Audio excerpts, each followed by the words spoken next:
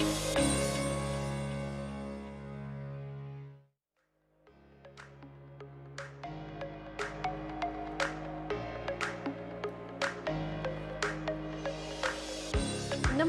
सोमवार के दिन आपका बहुत बहुत स्वागत है। नई उम्मीदें हैं, नए सपने और एक नई दिन की बेहतरीन शुरुआत हो चुकी है, क्योंकि हर सुबह लेकर आती है अवसर अपार और ये नया हफ्ता भी लेकर आया है हमारे लिए, आपके लिए, सबके लिए अवसर अपार, क्योंकि हमारा खास show morning prime time show नया सवेरा की शुरुआत हो चुकी है, जहां मैं हूं आपके साथ भावना नैयर और मेरे साथ है मेरी सहयोगी संध्या। संध्या, सुप्रभात। सुप्रभात भावना, और हमारे नया सवेरा के सभी दर्शकों को भी सुप्रभात, गुड मॉर्निंग। आइए नया सवेरा की शुरुआत करेंगे और आपको बताएंगे कि प्रेस रिपोर्ट्स में कौन कौन सी खबरें आज प्रकाशित है समाचार पत्र में। साथ ही साथ आत्मनिर्भर भारत की झलक भी आपको दिखाएंगे, आर्थिक विकास की रफ्तार भी आपको देखने को मिलेगी और भी बहुत कुछ रहने वाला है खास।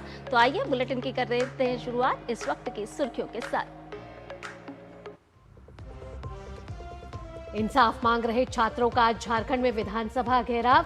छात्र नेता देवेंद्र नाथ महतो की ओर से सुबह 10:30 बजे पुराने विधानसभा पहुंचने की अपील। छावनी में तब्दील हुआ रांची।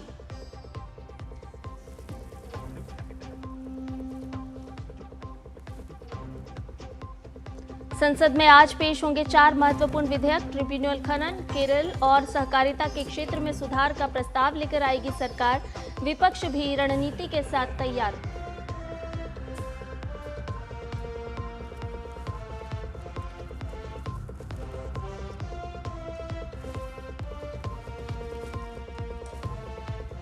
असम में अब तक 100 लोगों की बाढ़ से मौत, 1 लाख से ज्यादा लोग प्रभावित। गोलाघाट, जोरहाट और शिवसागर समेत कई जिलों में जनजीवन अस्त व्यस्त।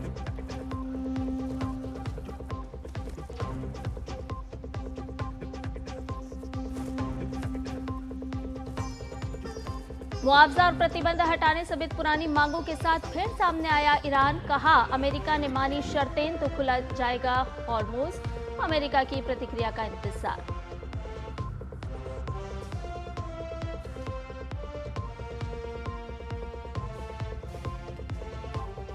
और सावन के दूसरे सोमवार पर शिवालयों में बम भोले के जयकारे। दूध और जल से अभिषेक कर रहे श्रद्धालु। कांवड़ियों के लिए भी सभी जरूरी इंतजाम।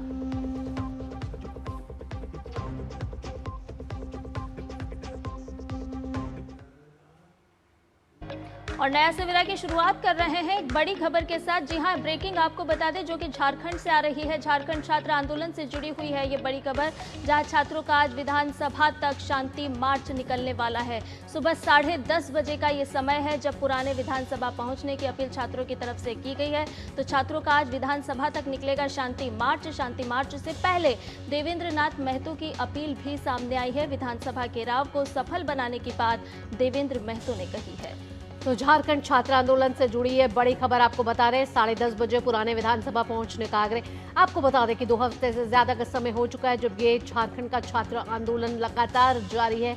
यहाँ आप तस्वीरें भी देख रहे हैं कि 6 छात्र जो हैं वो अनशनरत हैं और आपको बता दें कि कई छात्र विरोध प्रदर्शन कर रहे हैं। विभिन्न राज्यों से भी कुछ छात्र और अभ्यर्थी वहां पहुंच रहे हैं, ताकि आज जो 10 अगस्त का समय तय किया गया था कि विधानसभा का घेराव होगा, अगर झारखंड सरकार उनकी मांगे नहीं मानेंगी। आपको बता दें कि छात्र प्रतिनिधियों द्वारा और सरकार के द्वारा गठित मंत्रियों के द्वारा कई दौर की वार्ता चली, लेकिन फिर भी जो गतिरोध है, जो छात्रों की मांगे हैं, उस पर छात्र अड़े हैं। आपको बता दें कि रांची को आज छावनी में तब्दील किया गया है। अतिरिक्त पुलिस फोर्स बल वहां लगाई गई है।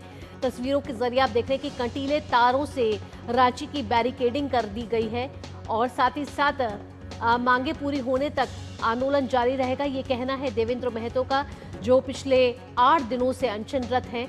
और देवेंद्र महतो कह रहे हैं कि ये छात्र आंदोलन तब तक जारी रहेगा जब तक कि सरकार उनकी सभी मांगों को पूरी नहीं कर लेती है। तो आज छात्रों का विधानसभा तक शांति मार्च का कार्यक्रम है। सुबह 10:30 बजे का समय निर्धारित किया गया है। और शांति मार्च से पहले 10 अगस्त 2026 हम लोग का इस लड़ाई का निर्णायक दिन है। आप लोगों को पहले ही आग्रह कर चुका हूँ, पुनः आग्रह करता हूँ, विधानसभा घेराव को ऐतिहासिक सफल बनाने हेतु संपूर्ण झारखंड प्रदेश के 1 लाख 60,000 छात्रों की उपस्थिति में 10 अगस्त 2026 को सभी छात्र अभिभावक सुबह 10:30 बजे पुराना विधानसभा मैदान पहुंचे और वहां से विधानसभा घेराव शुरू करेंगे। तो यहाँ आपने देवेंद्र महतो को सुना, जहां उनकी हालत लगातार बिगड़ती जा रही है। पिछले कुछ दिनों से वे अनशन पर हैं, लेकिन उन्होंने ये कहा है कि वे अस्पताल में एडमिट नहीं होंगे, लेकिन वहीं छात्रों के साथ उसी स्टेडियम पर अपनी मांगों के साथ अड़िग रहेंगे। यहाँ देवेंद्र महतो ने साफ तौर पर सभी छात्रों से यह अनुरोध किया है कि विभिन्न राज्यों के भी छात्र यहाँ आके पहुंचे और जो भी झारखंड से जुड़ी जो परीक्षा, भर्ती और नियुक्तियों से जुड़ी जो अनियमितताएं हैं वो झारखंड सरकार पूरी करे। और वहीं झारखंड में प्रदर्शन कर रहे विद्यार्थियों ने राज्य सरकार पर भर्ती परीक्षाओं में कथित अनियमितताओं से संबंधित अपनी मांगों पर झूठ फैलाने का आरोप लगाया है। यह आरोप सरकार द्वारा नियुक्त एक पैनल द्वारा प्रदर्शनकारियों की 98% मांगों को स्वीकार करने के वक्तव्य के कुछ ही घंटों के बाद सामने आया है। प्रदर्शनकारियों ने कहा है कि सरकार ने विवादित 13 प्रतियोगी परीक्षाओं में से केवल 3 को रद्द करने पर सहमति जताई है। विद्यार्थियों ने राजनीतिक दलों और जनता से जारी विरोध प्रदर्शन का समर्थन करने की अपील की है। एक विद्यार्थी नेता ने सरकार पर सीआईडी जांच पर जोर देने का भी आरोप लगाया और कहा कि यह एजेंसी मामलों को दबाने के लिए जानी जाती है। प्रदर्शनकारियों ने यह भी कहा है कि वह असामाजिक तत्वों को अपने आंदोलन को बाधित नहीं करने देंगे। उन्होंने एक बार फिर दोहराया कि उनका विरोध शांतिपूर्ण और लोकतांत्रिक तरीके से हो रहा है और आगे भी इसी तरह से जारी रहेगा। का आंदोलन जो कल बिल्कुल शांति और संवैधानिक होगा, इस आंदोलन को सफल बनाने में हम यहाँ के पुलिस प्रशासन का भी मदद लेना चाहता हूँ। साथ ही आश्वस्त करता हूँ कि अगर हमारे आंदोलन में कोई भी असामाजिक तत्व, कोई भी अव्यवहारिक आदमी हमारे आंदोलन को कमजोर करने का प्रयास करे, हमारे आंदोलन में उग्रता लाने का प्रयास करे, तो बिल्कुल हम तमाम छात्र उसका खंडन करेंगे। जिस प्रकार से हम लोगों ने एक आंदोलन का स्टैंडर्ड सेट किया है सुचिता के साथ, बिना किसी अभद्रता के, उसी प्रकार से जो हमारा मार्च होगा विधानसभा घेराव का, वह भी शांतिपूर्ण होगा। झारखंड के इतिहास में एक स्टैंडर्ड सेट करेंगे हम लोग। तो हमारे मित्रों को, हमारे बंधुओं को कृपया रोका ना जाए, उनका सहयोग कीजिए, उन्हें आने दिया जाए, क्योंकि बहुत जगह से सूचना मिल रही है कि उन लोगों को रोका जा रहा है।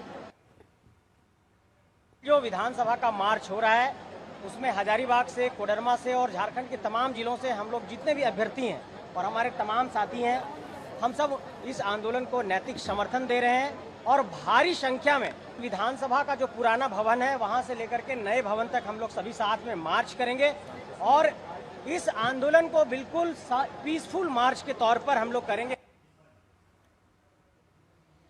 तो जिस तरीके से आप छात्रों की मांग सुन रहे हैं, छात्र लगातार कह रहे हैं कि उनकी मांगें पूरी नहीं हुई तो उनका प्रदर्शन लगातार जारी रहेगा। हालांकि सरकार की तरफ से प्रयास जरूर किया गया है, सरकार आगे बढ़कर आई है, छात्रों से बातचीत की है, लेकिन छात्र का कहना है कि जो भी परीक्षा अनियमितताएं हुई हैं और जो भी छात्रों की मांग है उसको सरकार पूरी करे। दिवाकर लगातार हमें हर रोज वहीं उसी स्टेडियम से जहां यहाँ छात्र प्रदर्शन कर रहे हैं वहां से लगातार अपडेट दे रहे हैं। एक बार फिर दिवाकर के पास चलते हैं और उनसे जानने की कोशिश करते हैं कि आज का दिन कितना महत्वपूर्ण है दिवाकर, क्योंकि आज छात्रों ने ये प्रण ले लिया है कि 10 अगस्त का दिन है और विधानसभा का घेराव करना है। ऐसे में सुरक्षा व्यवस्था कितनी कड़ी है, साथ ही छात्रों ना अभी तक 16वां दिन है शांतिपूर्ण प्रदर्शन कर रहे हैं, आज किस तरीके का प्रदर्शन की उम्मीद की जा रही है?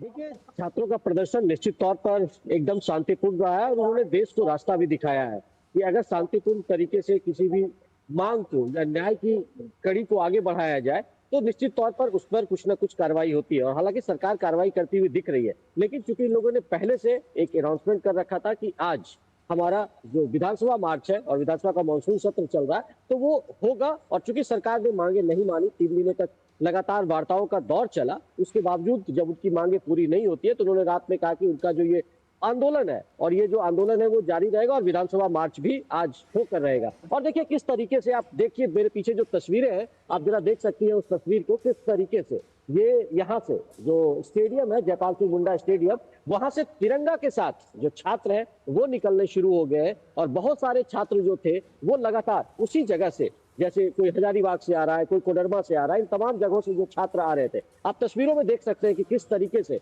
यहाँ से छात्र इसी तरीके से आगे बढ़ रहे हैं और ये कारवां लगातार आगे बढ़ रहा है और छात्र लगातार सुबह से ही यहाँ पर गाड़ियों में बैठकर जो विधानसभा के नजदीक मैदान है, विधानसभा मैदान, उस मैदान के पास पहुंच रहे हैं और अपने आंदोलन को आगे बढ़ाने के लिए एकदम से तत्पर नजर आ रहे हैं। लगातार ये कारवां है, ये बढ़ रहा है और कल देर रात ही ये स्टेडियम जो था वो छात्रों से पूरी तरह से खचाखच भरा हुआ था। बल्कि कई ऐसे छात्र जो थे वो विधानसभा में डायरेक्ट पहुंचे हैं, जो कह सकते हैं कि कोडरमा से कई छात्र आए हैं, हजारीबाग से आए हैं, और वो आंकड़ा हजारों में नहीं है, हो सकता है कि ये आंकड़ा बहुत ज्यादा आज बढ़ सकता है, क्योंकि इस जो छात्रों का ये आंदोलन है, विधानसभा घेराव है, इसको कई पार्टियों ने भी समर्थन दिया है। तो उस लिहाज से आज का ये आंदोलन बहुत ही बड़ा है और इस पर ये अडिग है। और ये देख रहे हैं आप झलकियां किस तरीके से वंदे मातरम के जयकारे के साथ यहाँ से छात्र निकल रहे हैं, तिरंगा उनके हाथ में है। और अगस्त का महीना ऐसे भी क्रांति का महीना माना जाता है, तो छात्रों ने इस बार बिगुल झारखंड में फूंका है कि इस बार वो न्याय लेकर रहेंगे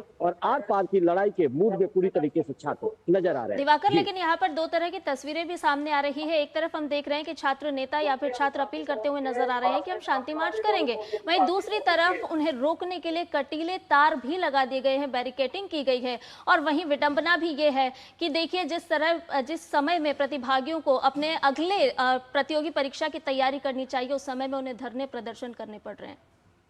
निश्चित तौर पर आप जो कह रहे हैं ये 200% कल मैं दोपहर से ये सवाल उठा रहा हूँ। जब से मैं विधानसभा कल दोपहर में गया था उस वक्त ही वहां पर पुलिस की बैरिकेडिंग शुरू हो गई थी, कटीले तार लगाए जा रहे थे और पुलिस वालों की तैनाती की जा रही थी। तभी मैंने बोला था कि दोपहर में जो आज नजारे झारखंड की सड़कों पर दिख रहे हैं, उस नजारे के आधार पर हम कह सकते हैं कि कल का जो विधानसभा मार्च है वो तय रहेगा और आज की बातचीत बेनतीजा रहेगी। और शाम होते होते यही चीजें निकलकर सामने आई कि सरकार ने हालांकि कहा कि हमने 98% मांगे पूरी कर ली है, बट वो कहां से उनका वो कैलकुलेशन है, कौन सा परसेंटेज और गणित उन्होंने निकाला है, ये मेरे समझ से परे था। लेकिन जिस तरीके की तैयारियां सरकार ने की है उससे लगता है कि आज का जो आंदोलन है, हालांकि छात्रों ने अपनी तरफ से अपील किया है कि वो पूरी तरह से कोड ऑफ कंडक्ट का पालन करेंगे, अपनी तरफ से कोई भी उकसावे की कार्रवाई नहीं करेंगे, क्योंकि झारखंड के छात्रों ने पिछले 17 दिनों में अपने संयम का परिचय दिया और उन्होंने लगातार सिर्फ पंपलेट, स्लोगन और व्यंग्य के जरिए सरकार तक अपनी बात पहुंचाने की कोशिश की है। तो अब तक जो इनका आंदोलन रहा है वो पूरी तरीके से शांतिपूर्ण रहा है। छात्रों ने पूरी तरीके से शुचिता और शालीनता का पालन किया है। लेकिन सरकार की तरफ से जिस तरह की तैयारियां की गई है, अगर कोई उकसावे की कार्रवाई होती है या दूसरे तरह की कार्रवाई होती है तो ये फिर मुझे लगता है कि आज का जो छात्र आंदोलन है वो कहीं कंट्रोल से बाहर ना हो जाए, क्योंकि संख्या बहुत ही ज्यादा है। कल रात तक यहाँ पर जमावड़ा करीब 20 से 25 हजार छात्रों का हो गया था। तो आप समझ सकते हैं सुबह होते हुए वो आंकड़ा क्या पहुंचा होगा। मैं अभी थोड़ी देर बाद जब विधानसभा परिसर के नजदीक पहुंचूंगा तो वो तस्वीरें आपको दिखाऊंगा कि छात्रों का कितना बड़ा रैला है। लेकिन जहां से भी आप किसी भी रास्ते में भी रांची में निकलिए, वो छात्रों का रैला नजर आ रहा है। बिल्कुल। यहाँ दिवाकर, एक और मेरा सवाल है, जो अनशनरत छात्र हैं आज जो पिछले कई दिनों से अनशन पर हैं, भूख हड़ताल पर हैं, अभी उनका क्या स्वास्थ्य अपडेट है? निश्चित तौर पर इनमें 3 छात्रों की तबीयत बहुत ही ज्यादा खराब है, 2 तो हॉस्पिटलाइज है और बाकी 2 लोगों ने चूंकि यहाँ से जाने से मना कर दिया है कि वो धरना स्थल पर ही रहेंगे, यहाँ से नहीं गए, तो उनको कल पानी चढ़ाया गया, उसके बाद उनको ORS दिया जा रहा है लगातार कि किसी तरीके से। लेकिन जितने भी यहाँ पर आमरण अनशन पर 9 लोग थे बैठे हुए, उनमें से ज्यादातर के जो वो शरीर के जो वेट है वो करीब 10 से 11 किलो गिरा है। तो ऐसे में उनकी तबीयत लगातार खराब हो रही है और अब वो बोलने की स्थिति में नहीं था। आज मैं, क्योंकि मैं रोज आपको सुबह उन भूख हड़ताल पर बैठे लोगों से बातचीत करा रहा था, तो लगातार मैं उनकी बातों को और उनकी भावनाओं को समझने की कोशिश कर रहा था। लेकिन जब मैं आज सुबह मंच पर गया तो अब वो बात करने की स्थिति में नहीं है। तो आप समझ सकते हैं कि सबकी तबीयत कितनी खराब हो गई है। और सरकार पता नहीं क्यों, बातचीत ठीक है वो कर रही थी 3 दिनों से, लेकिन उनको तोड़ने का प्रयास होना चाहिए था। इन बच्चों की तरफ से कुछ एक जो हम कह सकते हैं कि उनका हौसला अफजाई करना चाहिए था, या सरकार को यह पहल करनी चाहिए थी कि भूख हड़ताल ये बच्चे खत्म कर ले, क्योंकि भूख हड़ताल का 7वां दिन अब पहुंचने जा रहा है। तो निश्चित तौर पर आप समझ सकते हैं कि ये जो छात्र 25 साल के 24 साल के जो छात्र हैं, उनके अंदर किस तरीके की एक जो हम कह सकते हैं आभा और अग्नि जल रही होगी कि आखिर वो इतने दिनों से बैठे हैं। बिल्कुल। तो छात्रों में एक अलग ही ज्वाला आज जलती हुई नजर आ रही है और ये ज्वाला सिर्फ अपनी मांगों को लेकर है, उनके भविष्य को सुरक्षित करने के लिए। दिवाकर, आप हमारे साथ जुड़े रहिए। यहाँ हमें विपक्ष का भी रिएक्शन अपने दर्शकों को बताना है, जहां छात्रों से अलग अलग बीजेपी नेता प्रतुल शाहदेव ने कहा है कि इस आंदोलन में शामिल होने के लिए प्रदेश के कोने कोने से लाखों छात्र पहुंच रहे हैं। उन्होंने सोरेन सरकार पर गंभीर आरोप लगाए हैं। क्या कुछ कहा है, आइए आपको सुनवाते हैं। विधानसभा घेराव का कार्यक्रम, उसके लिए लाखों छात्र प्रदेश के कोने कोने से आ रहे हैं। सरकार डिफेंसिव है, डर गई है। मुख्यमंत्री जी सीबीआई जांच की घोषणा नहीं कर रहे हैं और ये छात्रों का आंदोलन तभी समाप्त होगा जब टीडीपीएल के द्वारा ली गई सारी विवादित परीक्षाएं रद्द होगी। लेकिन ये लास्ट मोमेंट का डेविएशन टैक्टिक्स है मुख्यमंत्री हेमंत सोरेन का। क्यों नहीं सीबीआई जांच की अनुशंसा कर रहे, क्यों नहीं टीडीपीएल के द्वारा लिए गए सारी परीक्षाओं को रद्द करने की घोषणा कर रहे हैं। तो यहाँ हमने बीजेपी का रिएक्शन सुना। दिवाकर हमारे साथ लगातार जुड़े हुए हैं। आइए फिर से एक बार दिवाकर का रुख करते हैं। दिवाकर, यहाँ अगर विपक्ष का रवैया देखें तो विपक्ष लगातार छात्र के साथ यहाँ नजर खड़ा आ रहा है, लेकिन कल विपक्ष की तरफ से एक और बड़ा हमला आया है और वो ये आया है कि वो छात्र के साथ रहना चाहते हैं, छात्रों की मांगों के साथ सपोर्ट कर रहे हैं, लेकिन कई बीजेपी नेताओं का ये कहना है कि उन्हें नजरबंद किया जा रहा है। निश्चित तौर पर भारतीय जनता पार्टी के जो प्रदेश अध्यक्ष है आदित्य साहू, उनको नजरबंद कल कर लिया गया है और वो लगातार इस मुद्दे पर मुखर रहे हैं कि पूरे मामले की सीबीआई जांच होनी चाहिए। और भारतीय जनता पार्टी के जो तमाम नेता हैं वो मानसिक मोरल रूप से इन लोगों को सपोर्ट कर रहे हैं, इन नेताओं का हौसला अफजाई कर रहे हैं। जो छात्र के नेता हैं, छात्र हैं, विद्यार्थी हैं, उनका लगातार वो हौसला अफजाई कर रहे हैं कि वो इन मांगों का, क्योंकि छात्रों की ये जेन्युइन मांगे हैं, सब चीजें निकलकर सामने आ गई है। सीआईडी ने जो शुरुआती जांच किया है उसमें खुलकर ओएमआर सीट के धांधली की बात सामने आई है और लगातार जो चाहे शिक्षक मुक्ति परीक्षा रही हो या उत्पाद सिपाही परीक्षा रही हो, जिसमें जिस तरीके की खामियां निकलकर सामने आई है, उसके बाद भारतीय जनता पार्टी लगातार मुखर है। भारतीय जनता पार्टी ने उत्पाद सिपाही की जब परीक्षा हो रही थी उस समय जब 19 छात्रों की, विद्यार्थियों की मौत हुई थी, उस दौरान भी भारतीय जनता पार्टी बहुत मुखर रही थी और आज के भी इस आंदोलन में भारतीय जनता पार्टी बहुत ही मुखर है। और जिस तरीके से कार्रवाई लगातार हो रही है और भारतीय जनता पार्टी और भारतीय जनता युवा मोर्चा जो उनका एक संगठन है वो जो जिस तरीके से हमलावर है, उसके बाद से भारतीय जनता पार्टी के जो बड़े नेता है उन पर दबाव बनाने की कोशिश हम कह सकते हैं कि सरकार और पुलिस के स्तर से हो रही है। और शायद इसी वजह से जो प्रदेश अध्यक्ष है उनको कल नजरबंद किया गया है और कई और नेताओं ने यह आरोप लगाया है कि उनके मूवमेंट पर भी नजर रखी जा रही है। तो कह सकते हैं कि सरकार भी एक तरीके से डरी हुई विपक्ष से नजर आ रही है, क्योंकि विपक्ष ने जो विधानसभा का सत्र जैसे ही शुरू हुआ था उसके बाद जिस तरीके का विपक्ष ने वहां पर प्रदर्शन किया और उबाल दिखाया है और इस मुद्दे पर हमलावर है, उससे कहीं ना कहीं सरकार बैकफुट पर भी नजर आ रही है। और आज की जो कार्रवाई है और जिस तरीके से नेताओं को नजरबंद किया है, कटीले तार लगाए गए पूरे रांची में, सिर्फ विधानसभा के आसपास बैरिकेटिंग्स नहीं है, पूरे रांची में आपको जगह जगह पर जिस भी रास्ते से आप जाएंगे वो रास्ता आपको बैरिकेटिंग किया हुआ नजर आएगा। यहाँ पर सरकार बैकफुट पर नजर तो आ रही है, लेकिन सरकार की हठधर्मिता भी कहीं ना कहीं देखने को मिल रही है, क्योंकि तमाम तरह के प्रपंच करने की जरूरत तो नहीं पड़ती, बल्कि उसकी जगह एक फुल प्रूफ प्लान की व्यवस्था अगर आप बना दें, अगर पारदर्शी व्यवस्था सुनिश्चित कर दें, तो ये समस्या सिर्फ आज की नहीं बल्कि भविष्य के लिए भी छात्रों को इस तरह के आंदोलन और प्रदर्शन नहीं करने पड़ेंगे। जिस शब्द का आप इस्तेमाल कर रही है हठधर्मिता, वैसा ही कुछ नजर आ रहा है। क्योंकि देखिए 3 दिनों तक सरकार ने बातचीत की, लेकिन बातचीत के बाद जो उनका बयान आ रहा था, जिस तरीके से चीजों को वो प्रेजेंट कर रहे थे, उससे लग रहा था कि वो आंदोलन को फिलहाल खत्म करने के मूड में नहीं है। हालांकि कल उन्होंने दावा किया कि हमने छात्रों के इतने % मांग मान लिए, बस मेजर जो इश्यूज थे, मेजर जो उनके मांग थे, उस पर कुछ ही तरीके का जो हम कह सकते हैं सरकार सकारात्मक डायरेक्शन में बढ़ती हुई नजर नहीं आई थी। जो आप आंदोलन की बात हम लोग कर रहे हैं या जांच की बात कर रहे हैं, लगातार सरकार की ओर से कहा जा रहा है कि सीआईडी की हम कार्रवाई कर रहे हैं। कल सीआईडी जो जेपीएससी है उनके 3 मेंबरों ने इस्तीफा दे दिया, आज उनको सीआईडी ने पूछताछ के लिए बुलाया है। लेकिन लगातार छात्रों का यही कहना है कि पिछले बार भी सीआईडी से जब सरकार ने सीजीएल की जांच कराई थी तो कोई कार्रवाई नहीं हुई और मामला फिर ठंडे बस्ते में चला गया। इसीलिए शायद सरकार की बातों पर जो यहाँ के छात्र नेता हैं, विद्यार्थी हैं, उनको विश्वास नहीं हो रहा है। सरकार ने विश्वास बनाने की कोशिश की, हालांकि आज मुख्यमंत्री ने अपील भी किया है कि वो एक फुल प्रूफ व्यवस्था लेकर आना चाहते हैं, लेकिन उसमें वक्त लगेगा। ये आज सुबह सुबह सरकार का एक मैसेज है, मुख्यमंत्री की ओर से एक मैसेज सोशल मीडिया पर, अखबारों में दिया गया है कि छात्र शांतिपूर्ण तरीके से अपने आंदोलन को करें। बिल्कुल दिवाकर, तो सरकार और मुख्यमंत्री कह रहे हैं कि फुल प्रूफ व्यवस्था लेकर आना चाहते हैं, लेकिन ये कब तक लेकर आएगी सरकार? क्या कोई तिथि निर्धारित करेगी सरकार? क्योंकि छात्र यहाँ मांग कर रहे हैं और छात्र अपनी मांगों पर अड़िग है। देखना होगा जब आज 10:30 बजे विधानसभा की तरफ ये मार्च निकलता है तो किस तरीके से सरकार का रवैया बदलता है या नहीं। दिवाकर, तमाम जानकारियों के साथ आपका बहुत बहुत धन्यवाद। आइए आगे बढ़ते हैं, संसद के विधायी कामकाज की बात करते हैं। संसद के विधायी कार्य के तहत सरकार की ओर से आज 4 महत्वपूर्ण विधेयक पेश किए जाने हैं। इन विधेयकों में ट्रिब्यूनल व्यवस्था में सुधार, खनन क्षेत्र से जुड़े कानून में संशोधन, केरल राज्य के नाम में बदलाव और राष्ट्रीय सहकारी विकास निगम से जुड़े कानून में संशोधन का प्रस्ताव है। ट्राइब्यूनल रिफॉर्म्स बिल के जरिए ट्राइब्यूनल की कार्यक्षमता में सुधार लाने की सरकार की कोशिश है। इसकी नियुक्ति प्रक्रिया में एकरूपता समेत नेशनल ट्राइब्यूनल कमीशन की स्थापना से जुड़े बिंदु शामिल है। इस तरह mines and minerals amendment bill के जरिए MMDR एक्ट 1957 में संशोधन का प्रस्ताव होगा।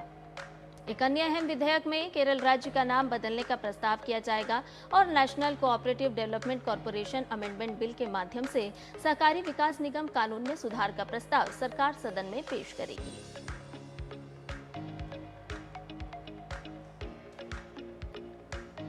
ज्यादा जानकारी के साथ हमारे संवाददाता शैलेंद्र मिश्र हमारे साथ जुड़ गए हैं। शैलेंद्र का रुख करते हैं। शैलेंद्र, ये आखिरी हफ्ता है संसद के मॉनसून सत्र का। पिछले कुछ दिनों से हमने देखा है कि किस तरीके से गतिरोध चल रहा है। अब इस आखिरी हफ्ते से उम्मीद लगाई जा रही है कि उत्पादकता बढ़ेगी और जो महत्वपूर्ण विधेयक सूचीबद्ध है उनको पेश और पारित करने की भरपूर कोशिश की जाएगी।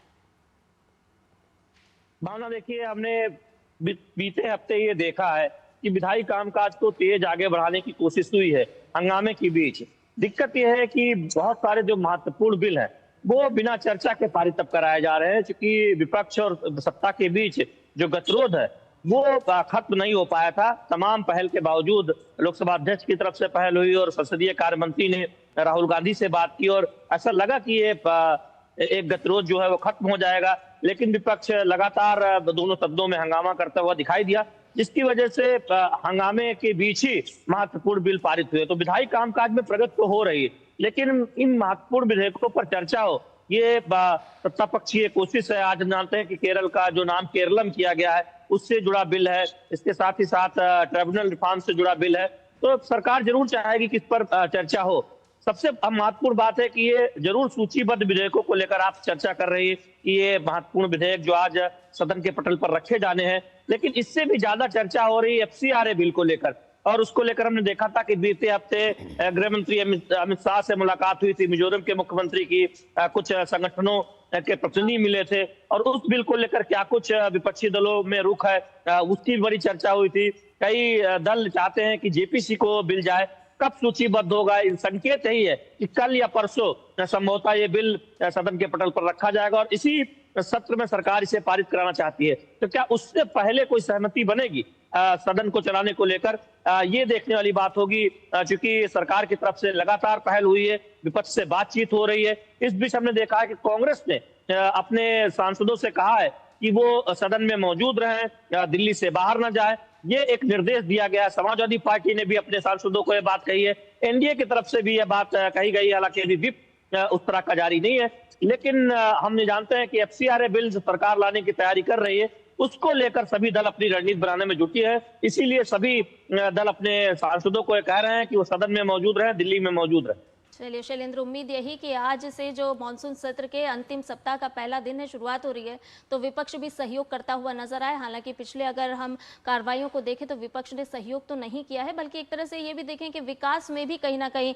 गतिरोध पैदा कर रहा है विपक्ष सदन के साथ साथ। बहुत बहुत धन्यवाद शैलेंद्र फिलहाल के लिए। आइए अगली खबर का रुख करते हैं और अगली खबर असम से जुड़ी हुई है। असम में बाढ़ की स्थिति अब और भी गंभीर बनी हुई है, क्योंकि अब तक बाढ़ से 100 से ज्यादा लोगों की मौत हो चुकी है। राज्य के 10 जिलों में बाढ़ का असर है, जहां करीब 1,37,590 लोग प्रभावित हुए हैं। गोलाघाट, शिवसागर, होजई, दरांग, लखीमपुर, जोरहाट, कार्बी, आंगलोंग, चराईदेव, नागांव और विश्वनाथ सबसे ज्यादा बाढ़ प्रभावित इलाके हैं, जिससे कुल 28 राजस्व सर्किल और 456 गांव प्रभावित हुए हैं। गोलाघाट सबसे ज्यादा प्रभावित है, जहां 68,000 से ज्यादा लोग बाढ़ की चपेट में हैं। धनसिरी और कुशियारा नदियां कुछ स्थानों पर खतरे के निशान से ऊपर बह रही हैं। प्रशासन ने प्रभावित लोगों के लिए 125 राहत शिविर और वितरण केंद्र बनाए हैं, जहां करीब 8,000 लोग शरण भी ले रहे हैं। सबसे ज्यादा लोग शिवसागर में राहत शिविरों में थे, जहां 4,000 से ज्यादा लोगों को आश्रय दिया गया है। इसके बाद गोलाघाट में 1,876 और जोरहाट में 984 लोग थे।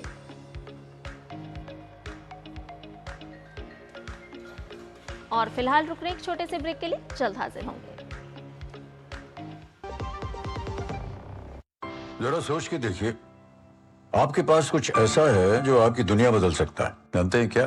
आपका अपना सोना। सोना क्या नहीं कर सकता? सोना आपको अपने सपनों का घर दिला सकता है, आपके बच्चों का भविष्य बना सकता है। सोना आपकी हर इच्छा पूरी कर सकता है। तो भारत की सबसे बड़ी gold loan NBFC Muthoot finance से गोल्ड लोन लीजिए और फिर देखिए सोना क्या नहीं कर सकता। मुथूट फाइनेंस, जहां विश्वास ही परंपरा है। कॉल कीजिए 1-800-313-1212। मेरी पसंद, मेरी पसंद, मेरी पसंद, मेरी पसंद, हमारी पसंद, हम सबकी पसंद। मजबूत देश का मजबूत सरिया हो गया स्टील।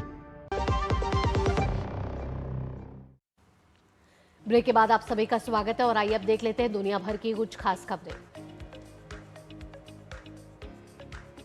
ईरान और ओमान हॉर्मुज जलडमरू मध्य को फिर से खोलने को लेकर अंतिम समझौते के करीब पहुंच गए हैं, लेकिन इस मार्ग को खोलने से पहले ईरान ने अमेरिका के सामने कई अहम शर्तें भी रख दी है। ईरान का कहना है कि रणनीतिक जलमार्ग से जहाजों की सुरक्षित आवाजाही बहाल करने के लिए पहले अमेरिका को भी सभी शर्तें माननी होंगी, जिसके बाद ही समुद्री आवाजाही बहाल होगी। एक अमेरिकी अधिकारी के अनुसार ईरान और ओमान के बीच एक ऐसा ऐतिहासिक समझौता हो सकता है जिससे हॉर्मुज स्ट्रेट में सुरक्षित समुद्री आवाजाही बहाल करने का रास्ता साफ हो जाएगा, जो वैश्विक तेल और गैस आपूर्ति के लिए बेहद महत्वपूर्ण है। ईरान के विदेश मंत्री अब्बास अराक्ची ने कहा है कि ईरान और अमेरिका के बीच सीधी बातचीत नहीं हो रही है और तेहरान तब तक बातचीत शुरू नहीं करेगा जब तक वॉशिंगटन जून में हुए अंतरिम समझौते का उल्लंघन करता रहेगा। उन्होंने कहा कि मध्यस्थों के जरिए संदेशों का आदान प्रदान हो रहा है।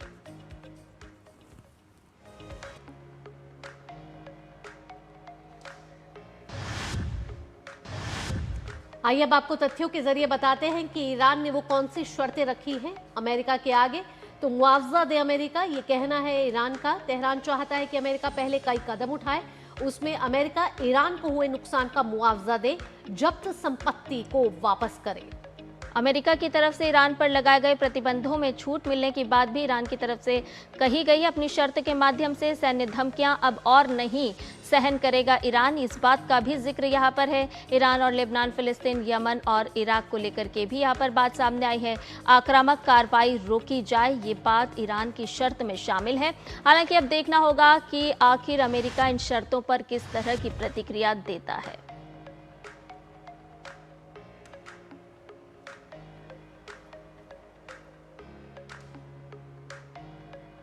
आइए अब कुछ और अंतर्राष्ट्रीय खबरें देख लेते हैं फटाफट अंदाज में।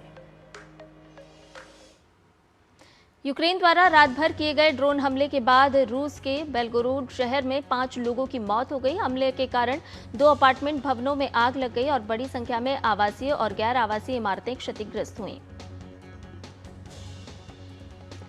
ब्रिटिश कोलंबिया के समरलैंड के पास जंगल की आग के चलते पीचलैंड के लोगों को इलाकों से बाहर निकलने का आदेश दिया गया है। जंगल की आग को देखते हुए आपातकाल घोषित किया गया है। स्पेन के सेउटा में माइग्रेशन संकट के समाधान की मांग को लेकर सैकड़ों लोगों ने प्रदर्शन किया। सरकार और यूरोपीय संस्थाओं से तत्काल कार्रवाई की मांग की गई। बांग्लादेश में खसरे के कारण 6 बच्चों की मौत हो गई। इसके साथ ही मौतों की कुल संख्या बढ़कर 873 हो गई।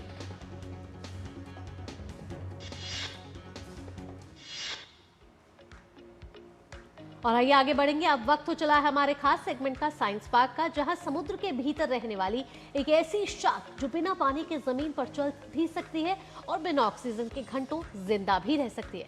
आखिर क्या है इस अनोखे एपोलट शार्क की मिस्ट्री, जानते हैं हमारे खास सेगमेंट साइंस पार्क में।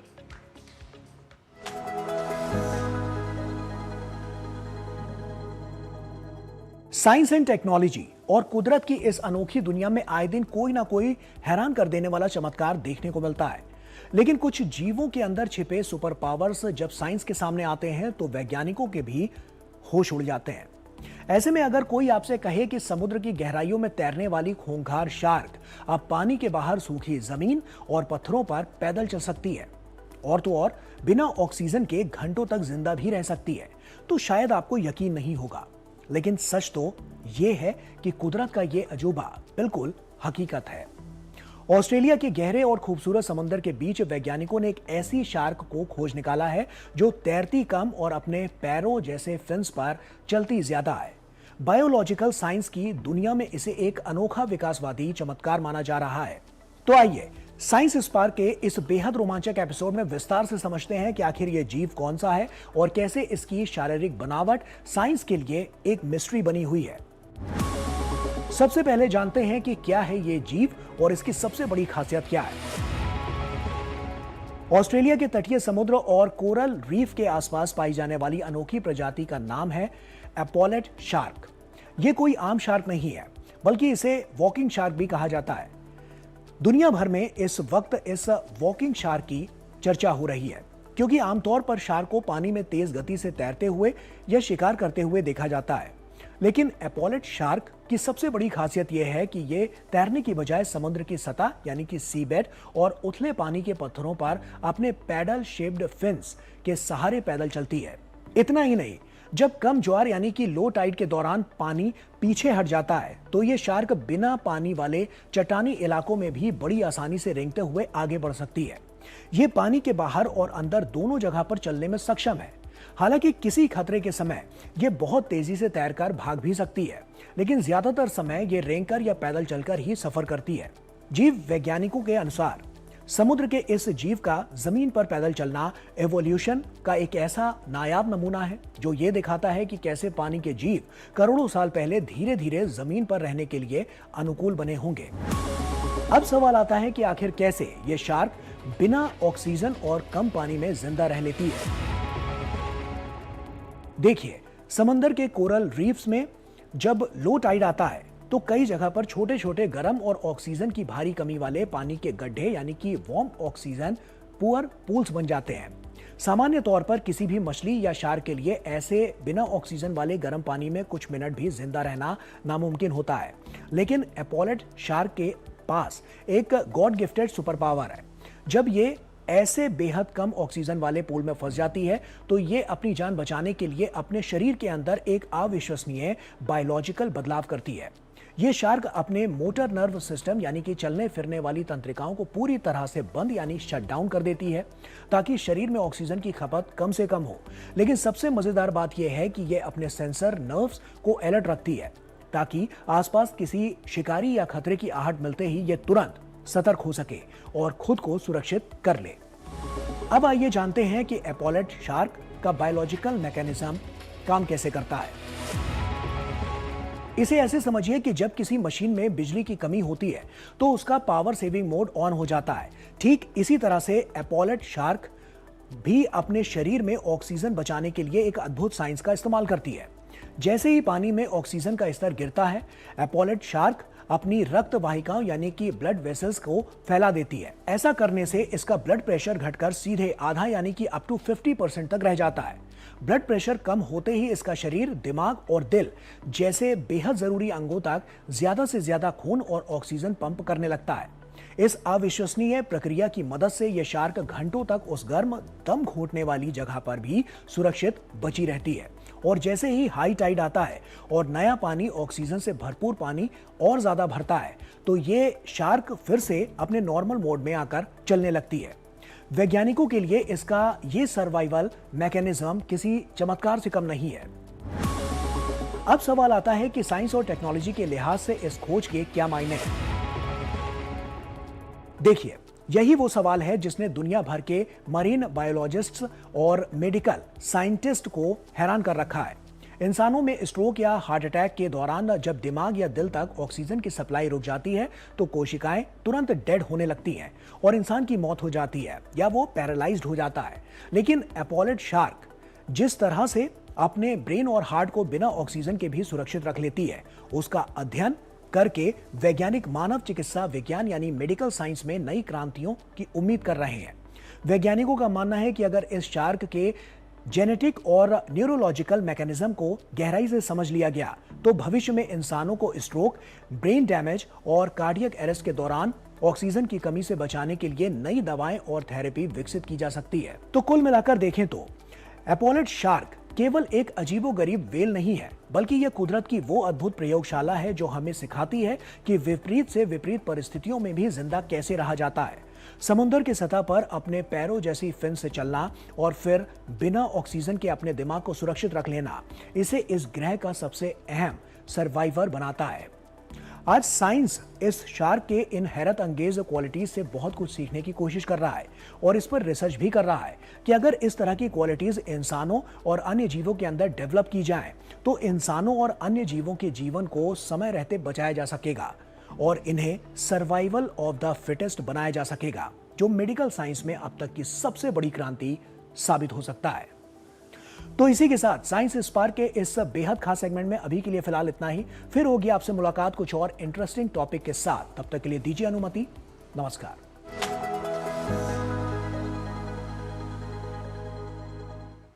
और नया सवेरा में फिलहाल रुक रहे एक छोटे से ब्रेक के लिए, जल्द हाजिर होंगे। जरा सी हंसी दुलार जरा सा, जरा सी अनबन प्यार जरा सा,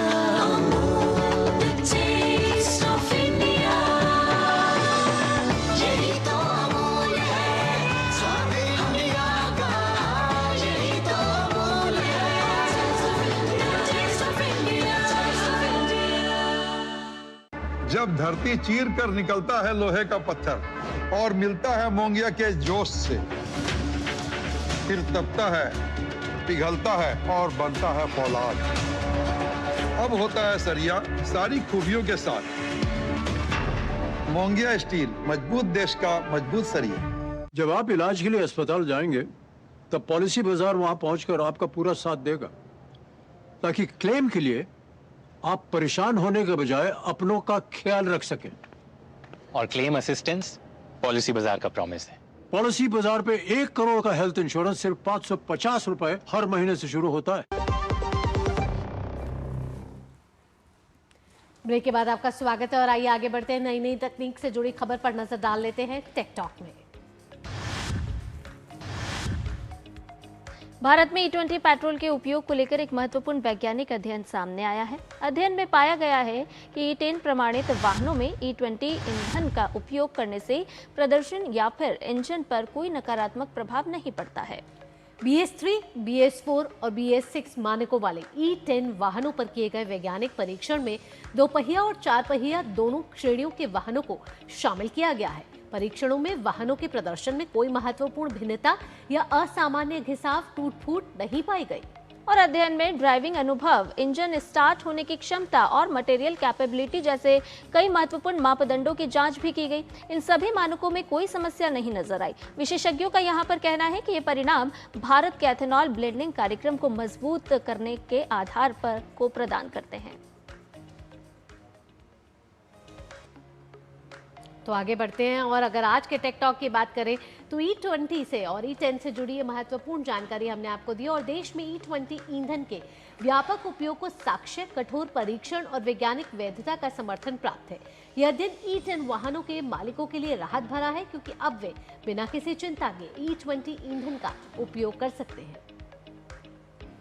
आइए आगे बढ़ते हैं। 15 अगस्त को देश अपना 80वां स्वतंत्रता दिवस मनाने जा रहा है। इन 80 वर्षों के सफर में देश ने विकास के नए कीर्तिमान तय किए हैं। देश के इसी सफर पर देखिए हमारी विशेष सीरीज भारत 880।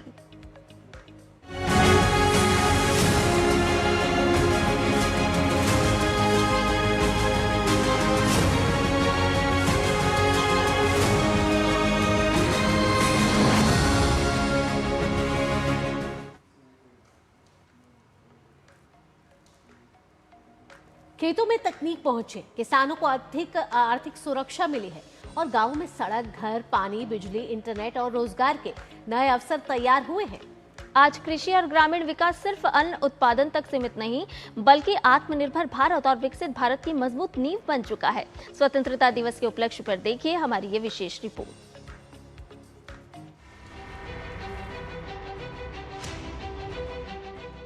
आजादी के बाद भारत ने खाद्यान्न सुरक्षा और ग्रामीण विकास का संकल्प लिया, लेकिन सीमित संसाधन, सिंचाई की कमी और बाजार तक पहुंच जैसी चुनौतियां लंबे समय तक बनी रही।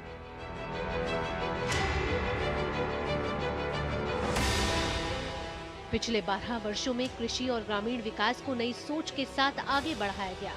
खेती को तकनीक, बेहतर बाजार, डिजिटल सेवाओं और मजबूत बुनियादी ढांचे से जोड़ने की दिशा में कई बड़े कदम उठाए गए। कृषि क्षेत्र का विस्तार हुआ और किसान को सशक्त करने वाली योजनाओं ने गांव की अर्थव्यवस्था को नई गति दी। भारत की खेती आज उत्पादन और आत्मनिर्भरता के नए दौर में प्रवेश कर चुकी है। देश का खाद्यान्न उत्पादन 2013-14 के 265 मिलियन टन से बढ़कर 2024-25 में रिकॉर्ड 357 मिलियन टन से अधिक हो चुका है। भारत आज दुनिया का सबसे बड़ा चावल और दूध उत्पादक देश है। डेयरी और मत्स्य क्षेत्र में भी उल्लेखनीय वृद्धि हुई है। प्रधानमंत्री किसान सम्मान निधि के जरिए करोड़ों किसानों को सीधे आर्थिक सहायता मिली है, जबकि प्रधानमंत्री फसल बीमा योजना, किसान क्रेडिट कार्ड और एमएसपी व्यवस्था ने किसानों को जोखिम से सुरक्षा और बेहतर आय का भरोसा दिया है। खेती अब सिर्फ उत्पादन तक सीमित नहीं, बल्कि तकनीक और बाजार से जुड़ रही है। किसान उत्पादक संगठनों यानी एफपीओ ने छोटे किसानों को सामूहिक ताकत दी है। ई नाम जैसे डिजिटल प्लेटफॉर्म ने किसानों को बड़े बाजारों से जोड़ा है। कृषि अवसंरचना कोष, प्रधानमंत्री किसान समृद्धि केंद्र और डिजिटल कृषि जैसे पहल ने खेती को आधुनिक बनाने का काम किया है। ड्रोन, सौर ऊर्जा और प्राकृतिक खेती जैसे नई तकनीकें कृषि के भविष्य को नई दिशा दे रही हैं। सिर्फ इतना ही नहीं, मजबूत किसान के साथ मजबूत गांवों को भी बढ़ावा दिया गया है, जो विकसित भारत की नई तस्वीर बनकर उभरी है। प्रधानमंत्री आवास योजना ग्रामीण के तहत करोड़ों परिवारों को पक्के घर मिले हैं। जल जीवन मिशन ने गांवों में नल से जल पहुंचाने की रफ्तार को तेज किया है। स्वच्छ भारत मिशन के तहत शौचालय निर्माण और स्वच्छता अभियान ने ग्रामीण जीवन स्तर में बड़ा बदलाव लाया है। बिजली और डिजिटल कनेक्टिविटी ने गांवों को विकास की मुख्य धारा से जोड़ दिया है। ग्रामीण विकास की ताकत बेहतर कनेक्टिविटी और रोजगार के अवसरों में ही दिखाई देती है। प्रधानमंत्री ग्राम सड़क योजना के तहत लगभग सभी पात्र ग्रामीण बस्तियां हर मौसम में सड़क संपर्क से जुड़ चुकी हैं। इन सड़कों ने गांवों को बाजार, स्कूल और स्वास्थ्य सेवाओं से जोड़ा है। भारत नेट और डिजिटल सेवाओं ने ग्रामीण क्षेत्रों में नई संभावनाएं पैदा की हैं, जबकि कौशल विकास और आजीविका योजनाएं युवाओं और महिलाओं को आत्मनिर्भर बनाने में मदद कर रही हैं। आज गांव सिर्फ सुविधाओं का केंद्र नहीं, बल्कि विकास और नवाचार का नया आधार बन रहा है। स्वास्थ्य सेवाओं के विस्तार, स्वयं सहायता समूह की बढ़ती भूमिका और डिजिटल तकनीक के इस्तेमाल ने ग्रामीण भारत को नई पहचान दी है। खेतों में रिकॉर्ड उत्पादन, किसानों के हाथों में तकनीक और गांवों में बढ़ती सुविधाएं बदलते भारत की तस्वीर पेश कर रही हैं। आजादी के 80वें वर्ष में भारत का गांव सिर्फ बदला नहीं है, बल्कि बदलते भारत का नेतृत्व कर रहा है। कृषि, तकनीक, ग्रामीण बुनियादी ढांचे और आत्मनिर्भरता की यह यात्रा विकसित भारत के संकल्प को नई ताकत दे रही है। Bureau report, DD news. इस साल वंदे मातरम के 150 साल पूरे होने के मौके पर हर घर तिरंगा अभियान और भी खास हो गया है। आइए देखते हैं इसी से जुड़ी खबर हमारे खास सेगमेंट हर घर तिरंगा में। घर घर तिरंगा, हर घर तिरंगा, घर घर तिरंगा, रथ घर तिरंगा। 3 रंग, 1 चक्र और 140 करोड़ भारतीयों की पहचान। तिरंगा सिर्फ एक ध्वज नहीं, बल्कि भारत के स्वतंत्रता संग्राम, एकता और स्वाभिमान का जीवंत प्रतीक है। आखिर तिरंगा कैसे बना आजाद भारत की पहचान, देखिए इस खास रिपोर्ट में।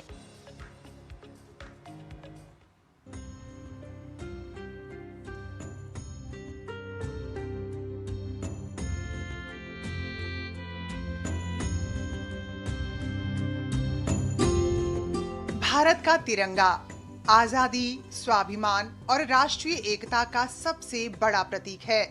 लेकिन आज जिस तिरंगे को पूरा देश गर्व से सलाम करता है, उसका सफर एक दिन में तय नहीं हुआ।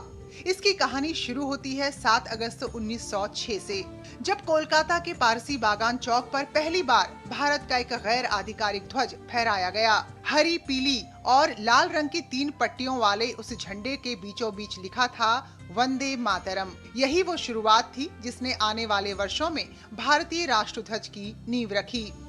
इसके बाद आजादी के आंदोलन के साथ साथ तिरंगे का स्वरूप भी बदलता गया। 1907 में मैडम भिकाजी कामा ने जर्मनी के स्टटगार्ट में अंतर्राष्ट्रीय सोशलिस्ट कांग्रेस के मंच से भारतीय ध्वज फहराकर दुनिया को भारत की आजादी की आवाज सुनाई। 1917 में होम रूल आंदोलन के दौरान लोकमान्य बाल गंगाधर तिलक और डॉक्टर एनी बेसेंट ने नया झंडा पेश किया, जो स्वशासन की मांग का प्रतीक बना। लेकिन आज के तिरंगे की असली बुनियाद रखी 1921 में आंध्र प्रदेश के पिंगली वेंकैया ने। उनके 2 रंगों वाले डिजाइन में महात्मा गांधी के सुझाव पर सफेद पट्टी और चरखा जोड़ा गया, जो देश की विविधता और आत्मनिर्भरता का संदेश लेकर आया। 1931 तिरंगे के इतिहास का एक निर्णायक साल। कांग्रेस ने केसरिया, सफेद और हरे रंग वाले तिरंगे को राष्ट्रीय ध्वज के रूप में स्वीकार किया, जिसके केंद्र में चरखा था। फिर आया 22 जुलाई 1947, जब संविधान सभा ने स्वतंत्र भारत के राष्ट्रध्वज को अंतिम स्वीकृति दी। रंग वही रहे, लेकिन चरखे की जगह सम्राट अशोक के सारनाथ स्थित सिंह स्तंभ से प्रेरित 24 तीलियों वाला अशोक चक्र शामिल किया गया। ये चक्र न्याय, प्रगति और निरंतर गतिशीलता का प्रतीक बना और यही तिरंगा स्वतंत्र भारत की पहचान बन गया। 15 अगस्त 1947 देश ने आजादी की पहली सुबह देखी और तिरंगा स्वतंत्र भारत की शान बनकर लहराया। लेकिन आजादी के बाद भी कई दशकों तक आम नागरिकों के लिए हर दिन अपने घर पर तिरंगा फहराना संभव नहीं था। ये अधिकार सीमित अवसरों तक ही सीमित था। बदलाव की शुरुआत हुई उद्योगपति नवीन जिंदल की कानूनी लड़ाई से। सुप्रीम कोर्ट ने 23 जनवरी 2004 को ऐतिहासिक फैसला सुनाते हुए कहा कि सम्मान पूर्वक तिरंगा फहराना संविधान के अनुच्छेद 19(1)(a) के तहत हर भारतीय का मौलिक अधिकार है। इसी प्रक्रिया में फ्लैग कोड ऑफ इंडिया 2002 लागू हुआ और तिरंगा सरकारी इमारतों से निकलकर आम भारतीयों के घर तक पहुंच गया। देश की आजादी के 75 साल पूरा होने पर हर घर तिरंगा अभियान ने इस रिश्ते को और भी मजबूत कर दिया। 4 साल पहले शुरू हुई एक पहल आज राष्ट्रीय चेतना का प्रतीक बन चुकी है। देश भर के लोगों की भागीदारी, रिकॉर्ड संख्या में तिरंगा सेल्फियां और हर घर पहुंचता राष्ट्रीय ध्वज, ये बताता है कि हर घर तिरंगा अभियान सिर्फ एक अभियान नहीं बल्कि देश की सामूहिक भावना का उत्सव बन चुका है। आने वाले वर्षों में ये जन भागीदारी देश के विकसित भारत के संकल्प को नई ऊर्जा देता रहेगा। कैमरा पर्सन जगमोहन के साथ संदर्शक अवस्थी, डीडी न्यूज, दिल्ली। और अब बात एक दिन एक उत्सव की।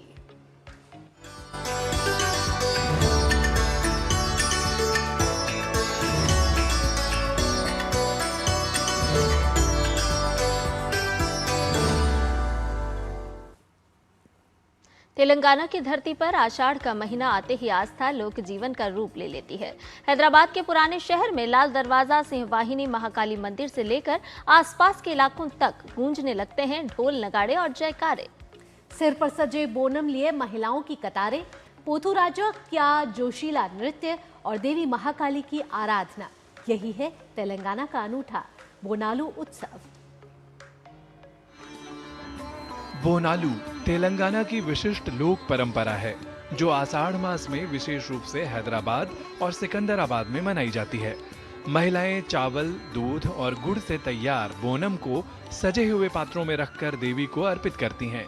नीम की पत्तियां, हल्दी और फूल इस अर्पण को धार्मिक और सांस्कृतिक पहचान देते हैं। गलियां मंदिरों तक पहुंचती हैं और पूरा मोहल्ला उत्सव का हिस्सा बन जाता है। बोनालू के पीछे एक प्रचलित मान्यता है कि 1813 में महामारी के दौरान देवी महाकाली से प्रार्थना और मन्नत के बाद इस परंपरा को नया विस्तार मिला। हालांकि पुराने तेलुगु अभिलेखों में इससे जुड़ी परंपराओं के संकेत इससे भी पहले के मिलते हैं। देवी को रोग और विपत्ति से रक्षा करने वाली शक्ति मानने की यह लोक आस्था आज भी बोनालू की आत्मा है। इस उत्सव में पोथुराजू देवी के भाई और रक्षक के रूप में जुलूस का नेतृत्व करते हैं। ढोल की थाप पर उनका जोशीला नृत्य और उसके साथ आगे बढ़ती बोनम लिए महिलाओं की कतारें बोनालू को एक विशिष्ट लोक दृश्य देती हैं। रंगम में देवी से जुड़ी मानी जाने वाली महिला भविष्यवाणी और आशीर्वाद देती है, जबकि घट्टम जुलूस में सजे कलश के साथ देवी की आराधना की जाती है। बोनालू केवल देवी की पूजा नहीं, यह महिला आस्था, लोक कला, सामुदायिक सहभागिता और तेलंगाना की सांस्कृतिक स्मृति का उत्सव है। पीढ़ियों से चली आ रही यह परंपरा बताती है कि लोक विश्वास जब समुदाय से जुड़ता है तो वह सिर्फ उत्सव नहीं रहता, पहचान बन जाया करता है। Bureau report, DD news. Sawan का महीना चल रहा है और सावन के महीने के दूसरे सोमवार पर देश भर के शिव मंदिरों में आस्था और भक्ति का अद्भुत नजारा देखने को मिल रहा है। तस्वीरों के जरिए आप देखें, हरिद्वार, देवघर, वाराणसी, अयोध्या की ये तस्वीरें, जो सुबह सुबह की ये तस्वीरें, साफ तौर पर नजर आ रहा है कि श्रद्धालुओं की भारी भीड़ सावन के दूसरे सोमवार को देखने को मिल रही है। भगवान शिव के जलाभिषेक और पूजा अर्चना के लिए मंदिरों में लाखों श्रद्धालु पहुंच रहे हैं। तो तस्वीरें आपको दिखा रहे हैं देवघर के बाबा बैद्यनाथ धाम की, वाराणसी से ये तस्वीरें हैं काशी विश्वनाथ मंदिर की, और साथ ही साथ हरिद्वार से भी तस्वीरें आई हैं जो साफ तौर पर दिखा रही है कि श्रद्धालुओं में किस तरह से उत्साह नजर आ रहा है। बड़ी संख्या में श्रद्धालु पहुंचे हैं बाबा के दर्शन करने के लिए। और श्रद्धालु रात से ही स्नान कर मंदिरों के बाहर कतार में खड़े होकर अपनी बारी का इंतजार कर रहे हैं। मंदिर परिसरों में वैदिक मंत्रोच्चार, घंटियों की गूंज और ओम नमः शिवाय और साथ ही हर हर महादेव के जयकारों से वातावरण भक्तिमय बना हुआ है। प्रशासन की ओर से भीड़ नियंत्रण और श्रद्धालुओं की सुविधा के लिए विशेष व्यवस्था की गई है।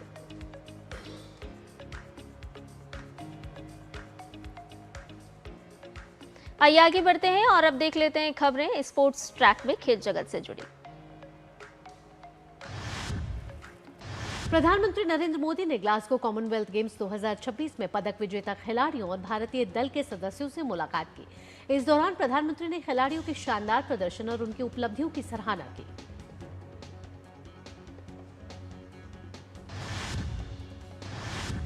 पीएम मोदी ने सोशल मीडिया प्लेटफॉर्म एक्स पर मुलाकात की तस्वीरें साझा की। उन्होंने खिलाड़ियों से गेम्स के दौरान उनके अनुभवों को सुना और उनके उत्कृष्ट प्रदर्शन की सराहना भी की। भारतीय टीम ने कोलंबो में खेले गए वार्म अप मैच में श्रीलंका 11 को 6 विकेट से हरा दिया। 2007 के लक्ष्य के जवाब में भारत को 6 गेंदों में 16 रन चाहिए थे। मोहम्मद सिराज ने शुरुआती 3 गेंदों में 3 छक्के लगाकर मैच जीतकर जीत दिला दी। श्रीलंका के खिलाफ 15 अगस्त से शुरू होने वाले 2 मैचों की टेस्ट सीरीज के लिए भारतीय टीम ने बड़ा बदलाव किया है। मुंबई के बल्लेबाज सरफराज खान को चोटिल साई सुदर्शन की जगह टीम में शामिल किया गया है। ब्राजील में होने वाले 2027 महिला फुटबॉल विश्व कप के लिए अल्जीरिया, मोरक्को, कैमरून और मलावी ने क्वालिफाई कर लिया है। अल्जीरिया ने 10 आइवरी कोस्ट को 2-1 से हराकर विश्व कप का टिकट कटाया। आइए अब जान लेते हैं मौसम का हाल। ग्राफिक के जरिए आपको बताते हैं अधिकतम और न्यूनतम तापमान।